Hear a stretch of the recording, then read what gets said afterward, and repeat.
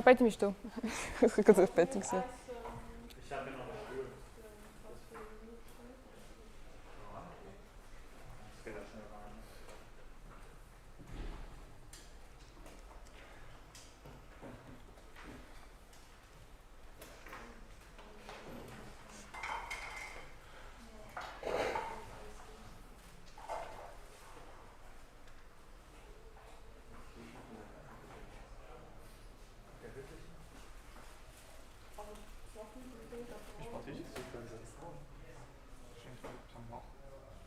Das ist eine Uhr.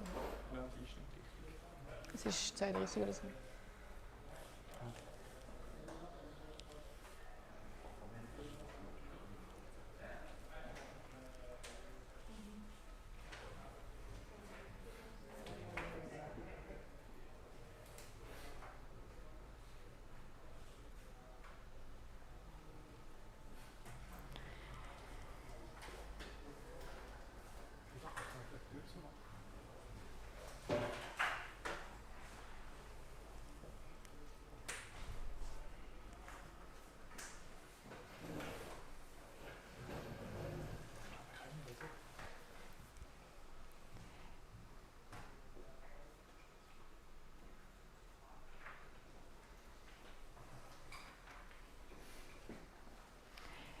So I welcome everyone, also the ones that watching our live stream at home, to our presentation on the Focus project RoBoa.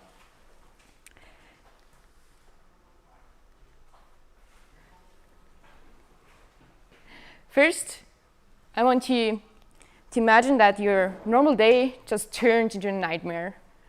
A landslide destroyed your home and buried you beneath it. You're buried under tons of concrete, and everything is pitch black around you. You're sensing a big layer of dirty dust on your body, and you're trying to move, but you can't. And you're shouting for help, but your voice gets lost in the dark. And you're desperate, and you're really losing your hope. But then, suddenly, a ray of light. Something worm-like is crawling to you, is seeing you, is hearing you, and is speaking to you, and is saying that everything is all right. And this worm-like thing is our RoBoa. It's a search and rescue robot worm that can locate the victims of landslides and earthquakes. It can communicate with them, and it can help the rescue corps so that they stay safe. And now I'm going to tell you how we got to our final product. First, we need to know what the user needs. So what does the rescue corps need? So we went to Geneva and asked there what their requirements are for a useful search and rescue robot. They are looking for something lightweight that had a small diameter that could fit in the drill holes they usually make while they are in a rescue trip. They want something that can maneuver through the debris and can give visual feedback. The things that they already have to find victims, they can already communicate in some way with the victim, so they wanted us to include this as well, and if possible, to supply the victims with water and medicamentation. And of course, this whole thing should be user-friendly and easy to steer. Now, out of all of those requirements, we ourselves set up a list of requirements that we wanted to accomplish within 1 year. So we wanted to have a diameter that is smaller than 10 centimeters, a length longer than 10 meters, so that we could get really into the debris itself. Then it should be lightweight enough so that 2 people could carry it. It should be able to move forward, backward. It should be able to see or to have a camera feed. Should be able to move laterally, to get up a slope of about 45 degrees, to get over crevices that are about 50 centimeters wide, to be able to communicate, to supply the victim with water, to be resistant against all of those concrete blocks, and it should be easy to use and easy to steer. In addition to our requirements that we set ourselves, we got a requirement from the lab, or a goal from the lab, and this is to use the everting principle. Now, what is the everting principle? It's maybe not too easy to understand. It's a principle in which you blow up a tube with pressurized air, and the tube turns inside out. Now, there are some issues that we have with this everting principle, and our whole project turns around solving those three main issues that we have. But first of all, I want to quickly show you where we have this whole concept from and what we are based off. First of all, there's Festo that already has developed a robotic arm, and they actually inspired proboscis. Both of them are using pneumatic actuators. Proboscis is a former focus project of ETH. And then this everting principle is firstly researched by the Wine robots at Stanford University. And I mean, it's to mention that it's a soft robot, so we actually can't really apply the concepts of mechanics that we are learning at the first 2 years at ETH.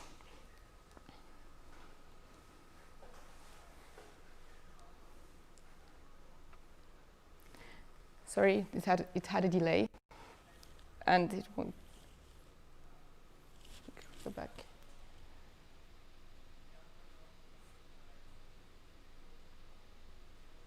So now, that's the slide I want to have. So now I'm coming to those three main issues that we have with the eversion principle. First of all, we have a velocity difference between the inner tube that gets everted and the outer tube. And in addition to that, the front of the whole robot is moving half as quickly than the inner tube. So this leads to friction between the inner and the outer tube. So you have to solve this problem. Then in addition to that, we need to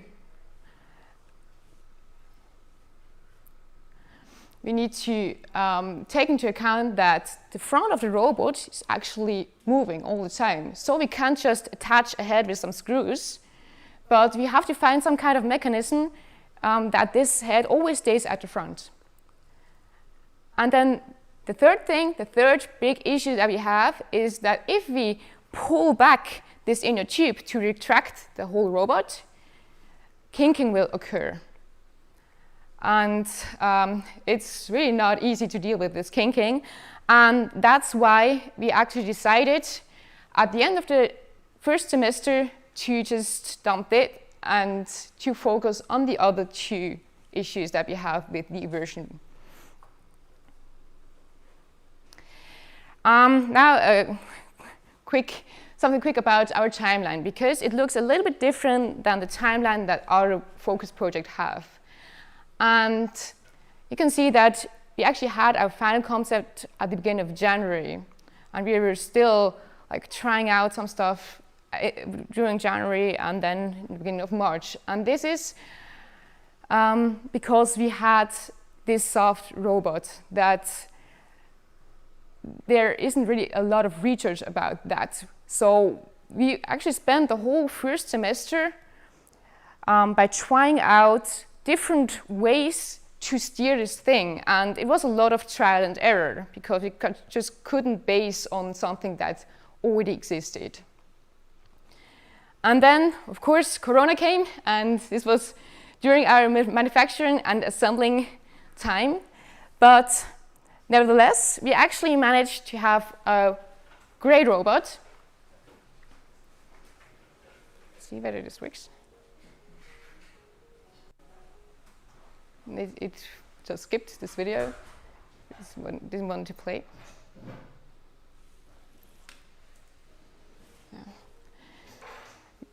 That this robot can now extend to 70 meters and still steer. So it's a huge worm that is soft, has a camera at the top, and moves around. And now, Pascal will give you further insight into this whole system. Thank you, Patricia. So, this is an overview of our system. As we've already talked about in the introduction, it's a combination of the Vine robots from Stanford as well as the actuators from RoBoski's. There are 4 main components in our system. First of all, the tube, then the internal robot, the head, the supply box, and additionally electronics and software, which we'll also talk about later on. So I will now quickly touch upon each of these main components. First of all, the tube. So key requirements for the tube for our robot to function properly is that it must be robust. We have a really harsh environment in which our robot operates, so the fabric shouldn't be punctured easily. It should be also easy to manufacture at a length of 10 to 20 meters, and also important, it should be able to move forward, evert, therefore airtight, otherwise we can not build up enough pressure inside the tube such that it gets everted. The material that we then chose was coated ripstop nylon. This is a really tight fabric, which is also really light, so the structure is easy to blow up. And also because it's coated with polyurethane, we have basically no air loss over the surface of this material. Next up, our core component of our robot, the internal robot. Key requirements here are that it enables lateral movements, such that we can steer sideways, up and down. And also important is that it must be feasible, because finding a solution that works to steer the robot at a length of 15 meters by attaching something to the surface doesn't really scale well. So there would be lots of small actuators distributed or similar solutions. So it's difficult to find something that is easily also or manageable to build in one semester. And also it should allow an attachment of sensors such that we can have a camera feed and to communicate with the environment. This is the overview of our robot. There are 2 main parts. First of all, the actuators, then the valve terminals, and additionally the head attachment at the front, on which we will talk later in the head segment. So the internal robot, the actuator, this is a 3D printed structure out of nylon, and the structure deflects when these strands are inflated with pressurized air, and this allows for the robot, as you see in this video, to move sideways. As you see in this picture, it is a really complex and tight structure, but later on in the demonstration you will have a better insight on all the components that are here in place. But there are strings that limit the elongation of this structure, because if it gets inflated, actually the first thing it wants to do is to elongate and not to deflect. So these strings force the robot to deflect sideways. Then we also have draw wires to provide feedback for our controlling, and we also have the connectors to actually attach them to our valve terminals. If the actuator is fully actuated, we can achieve a bending force of up to 10 newtons sideways. Then the next core component of the internal robot are the valve terminals. These regulate the pressure inside of the actuator strands with the valves, and they house draw wire sensors which read out the current deflection into each direction. So here is a small video that how you can see how this mechanism works in action. As you can see, here we are moving to the left hand side, so these strands get actuated and deflect the robot.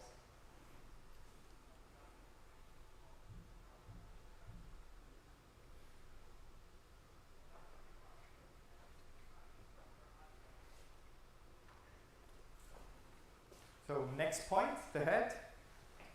Key requirements here are that we have a camera feed, such that the user can see what the robot sees, that we can actually explore the debris, and that we have communication with the victim, that we can talk with them if they're injured, if there are any other people down there. So communication is also key on this part.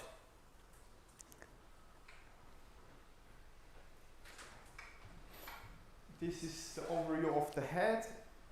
As we see, we have built in a camera and LEDs to light out the scene and provide visual feedback for the operator. We house a microphone and a speaker to communicate with victims. And also, because we can't actually reach this part of the robot with a wire, it is necessary that it houses a battery as well as a wireless connection to the rest of the robot, that it can communicate with the base station. Here we can see why this is impossible. So here in the introduction video, we saw here if we place a wire inside these inner tubes, it gets inverted. So the head actually locks onto the internal robot here with this interlocking mechanism. This is an earlier prototype. This is then the final version, which also minimizes friction with rolls in these crevices. And this is how this head gets attached to the rest of the robot and stays at the front and doesn't get dislodged during operation. Here is an example view of what we can see at the base station.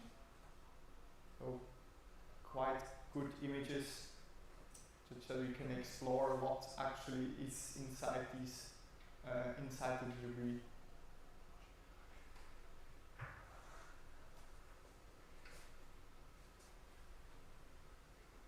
So last but not least, the supply box. Requirements here is weight.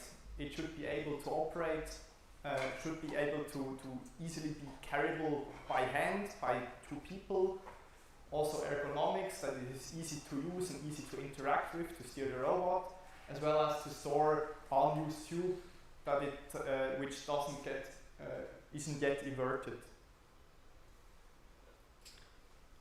So the supply box in the end weighs around 50 kilos, so it is really easy to carry around. It is from the size is around a cube with a side length of half a meter. It houses all the necessary electronics to steer the robot, and during operation it gets inflated with 0.05 bar relative to the outside, such that we get the whole system and the tube that gets inverted out of this box under pressure. This tube and the supply cable for the robot are here stored on these two spools. Here we can see these spools in action, how they are actively retracting the material.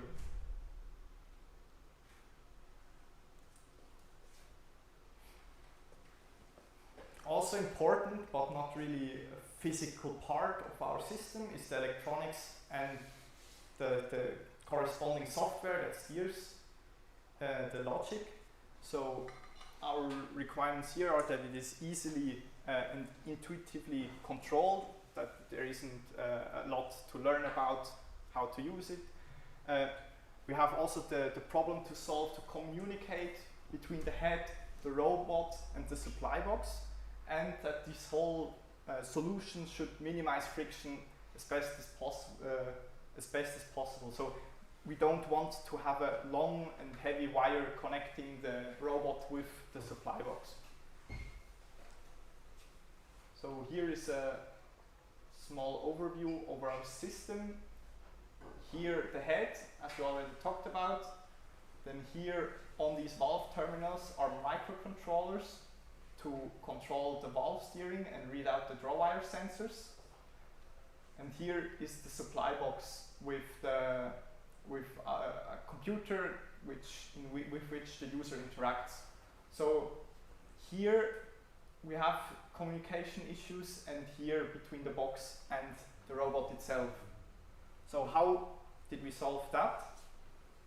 To minimize the amount of wires that we have to draw, we use a PoE, Power over Ethernet cable, which allows us to transmit data and power directly through one cable to the robot. And on the robot we have a Raspberry Pi, which communicates with two microcontrollers to steer the valves, as well as a hotspot which is on the Raspberry Pi, which connects the head to the rest of the system. This allows a really, really small cable that has to be drawn along with the robot. Also, the necessary software allows on the robot for robust positional control and disturbance rejection. And because it is controlled locally with these microcontrollers, we don't have a long delay if it would have to communicate back with our supply box. So that would be all of the system. I hope you've got a good picture of what we've built in this 1 year, and I will hand the word back to Patricia. Thank you. Now I'm going to quickly talk about the accounting.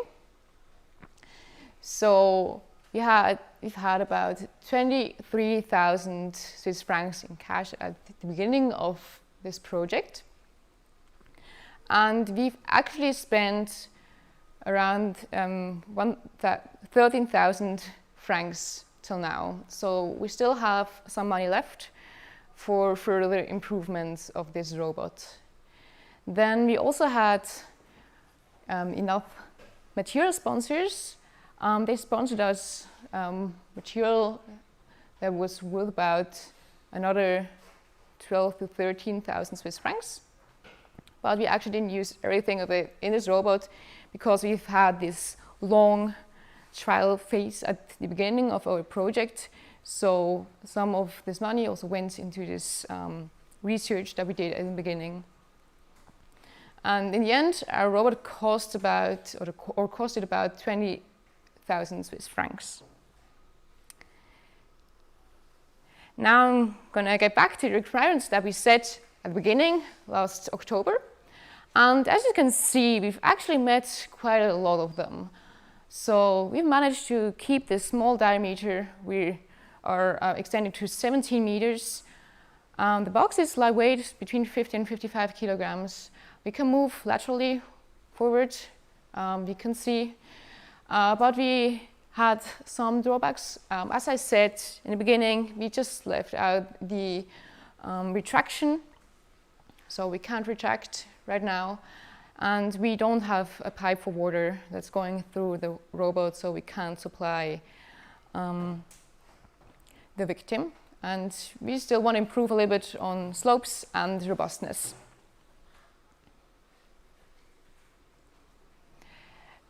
But there are still some things that are in development right now. So as you can see, those are 4 further projects. Those are our bachelor theses. We have 2 projects that are going to a new way of steering this whole robot. That's those are the ones at the top. Then we have actually built retraction mechanism, and we have something that's more in software. This is replacing the draw wire sensors with IMUs and gives a state estimation.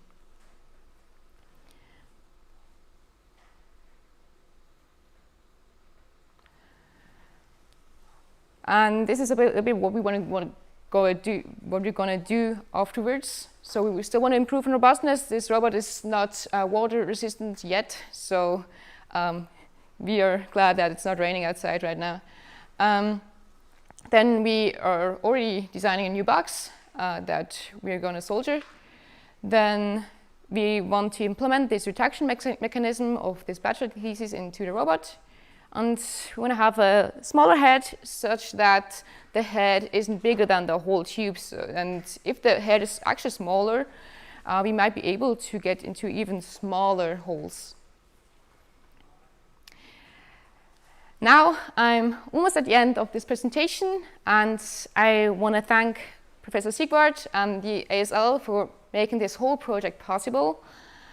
Then, of course, our sponsor Armor Swiss for giving us the money. And then, of course, also all of our other sponsors. You helped us quite a lot. And in the end, I want to thank also our coaches that helped us through easy and hard times. And now at the end, I just want to hope that none of us will get into the situation that we are in a pitch black environment and we're looking for help. And I hope that this will just stay in this presentation and won't get reality for us. Thank you very much for listening.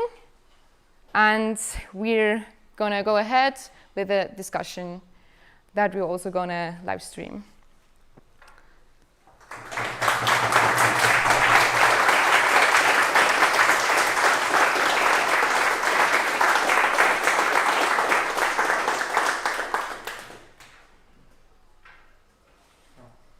Thanks so much. Very nice results. So I'm looking forward to seeing it real. So you showed very nicely where you have still some open issues and what you reached. Do you think in overall the concept you have chosen was the right one, or would you do it differently now? I think it was the right. Can you also repeat the question? Oh yeah, I'm sorry. The question was whether we are still thinking that the concept we chose is the right one, or whether we would choose another one. I'd say at the stage that we were at in January, where we really had to decide because we just had a half a year left to build this whole thing, it was the right decision because we already knew that this would work somehow because we had the example from Babassis and from Festo. So we knew that it will turn out somehow. And it was one of the easiest things to make and the quickest things to make. So I think at this time it was the right decision, but I also see the potential in the other ways of steering this whole robot. And they might be more efficient if we have more time to explore them. Did you actually install 2 modules in the front? We did install 2, yeah. So you can come over small steps. Steps are a little bit more difficult. Slopes are pretty easily doable, but with steps you still have to figure out how to steer it. But it works quite well, I'd say. Thanks. Yeah? So for steps, it's just a software implementation, or is it a hardware constraint as well? It's a bit of both. The question, actually. repeat the question. The question was if the steps is more a hardware-based problem or a software-based problem. So but the problem comes that if we want to lift the head, the center of gravity usually goes either to the left hand side or right hand side because the whole structure is round. So we didn't have enough time to maybe explore also triangular shapes or square shapes, which would be more stable. But I think it's definitely more of a hardware-based problem than a software-based problem. So it's definitely easier solvable in hardware if we find a solution. Any other questions? Yes? So one of the main limitations you pointed out is that it can't retract the robot anymore. Is this something with the concept that we are implemented here that we can fix long term, or is this a limitation that we have to live with disposable robots? So the question was whether we are able to fix the problem with the retraction long term or not. We've shown the slide with the bachelor theses, right? I'm quickly going to go back to them if I get there. Yeah, here. Here we have them. It will always jump over it. So you see this one on the top left. This is actually a already working retraction mechanism. Maybe the video will also play. Maybe not. Not like that, okay. But it's already working, and this is actually a mechanism that we can build on top of our robot, and it will get a little bit longer at the head, but there aren't too many issues with building it just on top of our existing robot. So this is already a solution that we have. And a satisfying solution for you guys? It is a satisfying solution. It works really, really well. If you're interested, later on, we're going to have this prototype evaluation, and the team that has built this thing is also there, so they can explain it further to you. Also, a fun fact is that the researchers at Stanford, around the same time where we were in our concept phase, developed and published a paper on exactly this retracting mechanism, which we're in progress of discovering. So even the main researchers on the subject also came to the same conclusion as we did.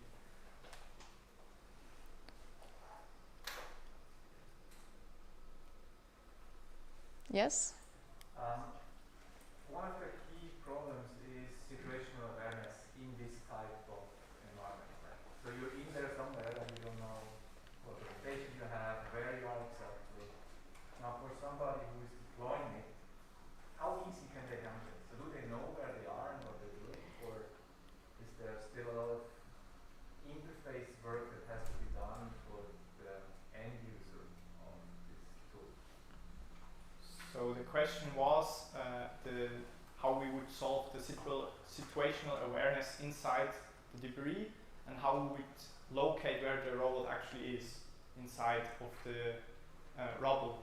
So we tried to add SLAM to the robot, so the sensors and everything is already in the head as a component, but we have issues with the lighting inside of this debris. So it is pitch black, and the light comes from the head itself. So the most features that we detect is shadows, which the head creates itself by lighting out this scene.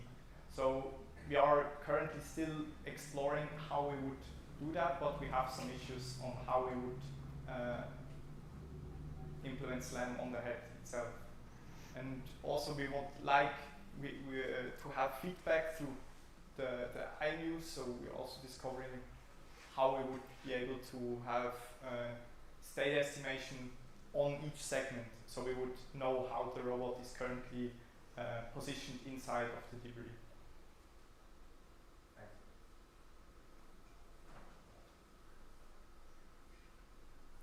Other questions?